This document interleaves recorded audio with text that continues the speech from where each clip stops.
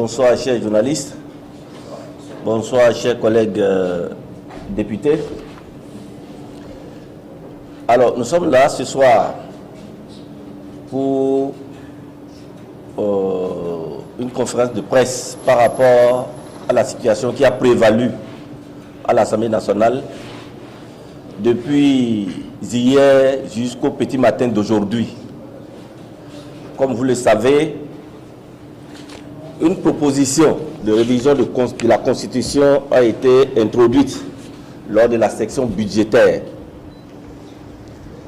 Alors, cette proposition de révision de la Constitution portait spécifiquement sur l'institution du Sénat dans notre Constitution. Et par rapport à cela, la position du Parti Les Démocrates était assez claire.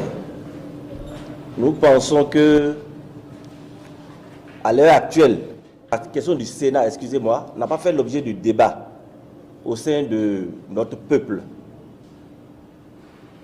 À partir de cet instant, il y avait des préoccupations plus importantes. C'est la raison pour laquelle nous n'avons pas été favorables à l'idée de cette révision de la Constitution. Alors, je vais essayer d'expliquer un peu les étapes pour en arriver à l'adoption de cette Constitution. Je crois qu'il y a deux phases. Il y a la phase de la recevabilité de la Constitution, et la phase de l'adoption. Au niveau de la phase de la recevabilité, pour que cela soit recevable, il fallait 3/4 des députés, soit 82 députés. Je crois que la mouvance avait ses 82 députés. Nous avons procédé au vote, mais avant le vote, nous avons décidé quel type de vote fallait-il. Est-ce que ce serait au bulletin secret ou à la tribune? Je crois que la majorité a proposé que le vote soit secret. Et au niveau de la minorité, nous avons souhaité que cela soit à la tribune. Ce qui nous a obligés d'aller au vote. Et comme ils sont majoritaires, d'accord, ils ont remporté le vote et nous avons été contraints d'aller au vote secret.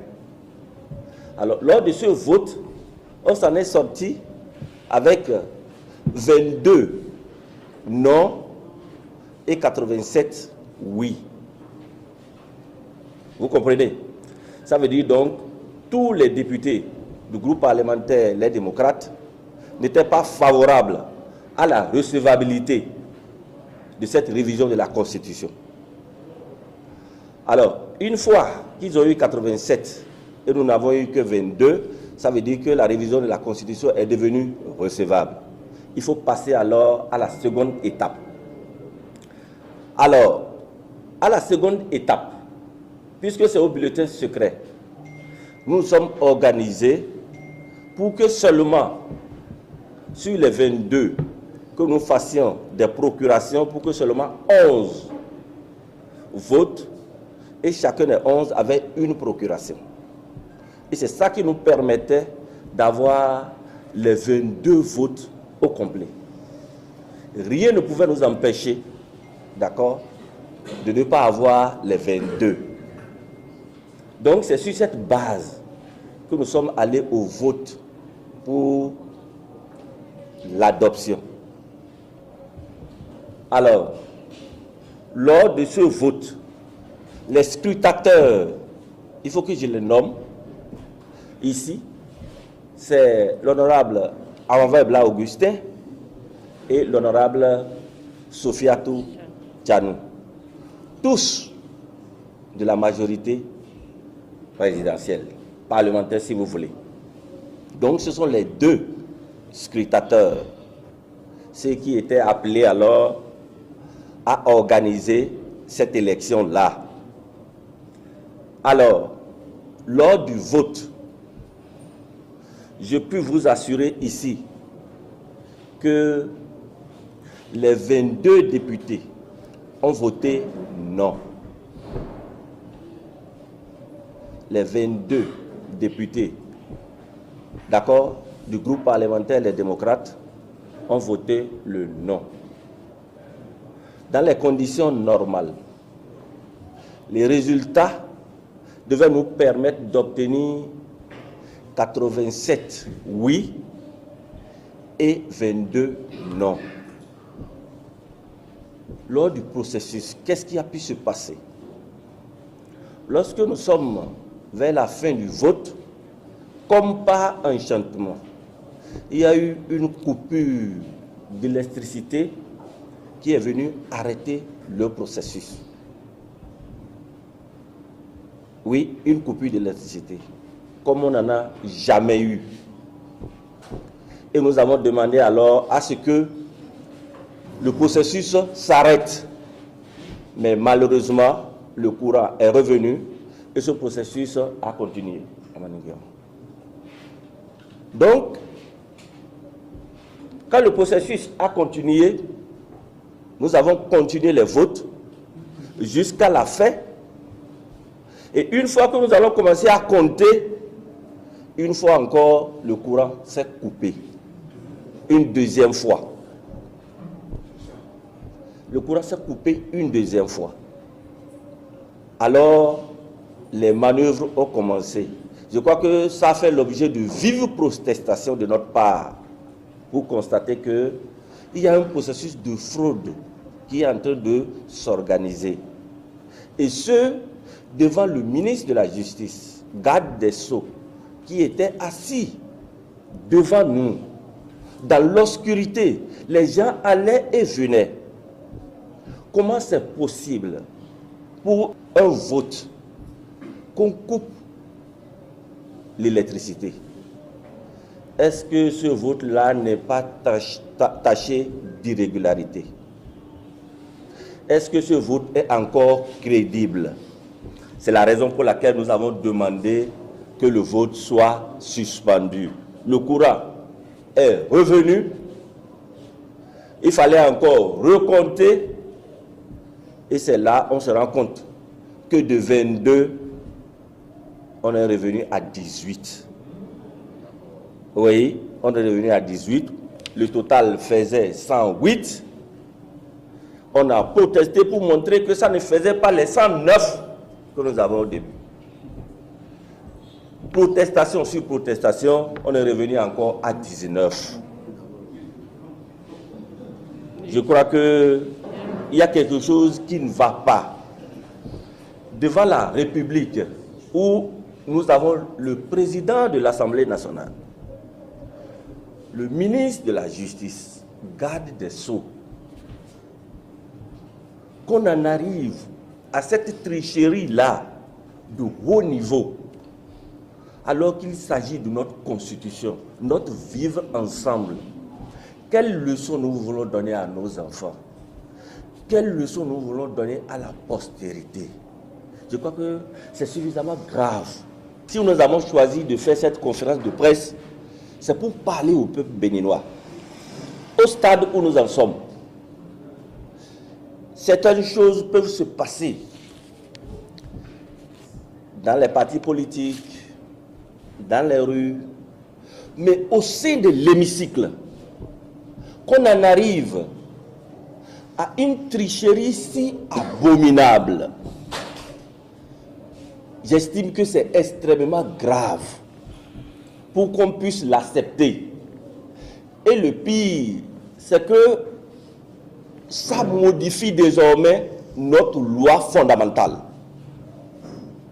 Nous pensons que ce vote doit être purement et simplement annulé. C'est la seule solution que nous trouvons. Il faut que ce vote de constitution soit purement et simplement annulé. Parce que ça ne répond à rien. Nous sommes partis sur l'institution du Sénat. De cette institution, il y a eu des amendements, d'accord, qui ont conduit au changement du mandat de 5 ans à 7 ans. Pour les présidentielles d'abord, ensuite pour les législatives et pour les municipales et les communales. Ce qui n'était pas dans la mouture initiale. Mieux, il y a eu des modifications en profondeur que nous n'avions même pas. Et Dieu seul sait aujourd'hui quelle est la dernière mouture qui nous sera présentée. Puisque nous n'avons eu droit qu'au premier rapport. Les autres, nous ne les avons pas. Il y a eu tellement de modifications que pour rien au monde, on ne devait adopter cette nouvelle constitution. Pour le bien de ce pays, si nous aimons véritablement ce pays, je crois qu'il est important que on puisse annuler purement et simplement. Oui, pour la simple raison. Une constitution, c'est notre vivre ensemble. Et nous avons érigé le consensus comme un élément à valeur constitutionnelle. Il faut tout au moins réaliser un minimum de consensus. Si on ne l'a pas réalisé, au moins faisons les choses dans les règles de l'art. On ne peut pas avoir 22 députés qui aient véritablement voté, d'accord, et qu'on réduise les 22 à 19. Nous pensons que c'est de la tricherie. La tricherie au sommet de l'État, ce n'est pas bon. Ça ne nous honore guère. Notre République n'a pas besoin de ça. Et nous avons l'obligation, l'honnêteté intellectuelle de le dire. Oui, et c'est important pour nous. Et ce qui est intéressant, c'est la présence du ministre de la Justice. Et je crois personnellement avoir attiré son attention là-dessus pour dire, monsieur le ministre, je crois que vous avez vu ce qui se déroule devant vous. Oui, en tant que ministre de la Justice, vous ne pouvez pas accepter cela. Ce serait dans d'autres cieux, ça aurait pu entraîner ce à quoi on ne s'attendait pas au sein de l'hémicycle. Mais je crois que les députés du groupe parlementaire, les démocrates, ont pu se contenir. Oui, pour qu'on en arrive à ce que vous avez vu. À partir de cet instant, le premier élément qui reste à souligner, que tout le peuple béninois comprenne qu'aucun député du Parti des démocrates n'a voté oui pour cette constitution. Et si aucun des 22 n'a voté oui, c'est que cette constitution-là ne passe pas. Oui, il n'y a que 87 qui ont voté oui et 22 qui ont voté non. Voilà pourquoi nous demandons l'annulation pure et simple. Nous pouvons reprendre ça à tout moment. Tous les députés sont là, disponibles. Oui. Donc, ça ne passe pas. Pour nous, cette révision, c'est un coup de force. Une fois encore, une énième. Comme le régime de la rupture aime le faire, ou du moins a toujours marché à pas forcer. Je crois que c'est dans ce contexte-là qu'on est encore. Et c'est regrettable. Pendant que nous sommes à une période électorale et qu'on en rajoute encore, dans quel intérêt? Et le président de l'Assemblée nationale, dans ce tohu-bohu, dans ce brouhaha, a le temps, d'accord, de dire les résultats. Je crois que ça ne répond à rien. Ça ne répond à rien et ça n'honore pas notre démocratie. Si quelque chose doit se passer véritablement, qu'on s'asseye et ensemble, les règles sont claires, chers amis, qu'on s'asseye au nom de la République, au nom de l'intérêt supérieur de cette nation, qu'on ne pousse pas le bouchon trop loin. Ouais, parce que nous pensons que là, on est allé loin. On est allé trop loin. Ce n'est pas bon pour nous. Et c'est la raison pour laquelle nous pensons que c'est l'annulation qui, pure et simple, de ce vote-là. C'est ce que nous exigeons. On ne demande pas autre chose. cette révision de la... Nous pensons qu'il n'y a pas une révision de la Constitution. Oui. On ne peut pas accepter cette révision de la Constitution-là telle que ça se présente. Ce n'est pas possible. Et nous avons apporté en son temps tous les éléments, d'accord, qui montrent que cette révision de la Constitution, dans les Sénats, soit c'est au suffrage universel, direct ou indirect. Ici, on désigne purement et simplement. Ce n'est pas normal. Ça ne se passe pas. Oui. Et mieux, on dit, sur 7 ans, il faut une trêve de 6 ans. Dans quel pays on est? Ça dépend à quoi?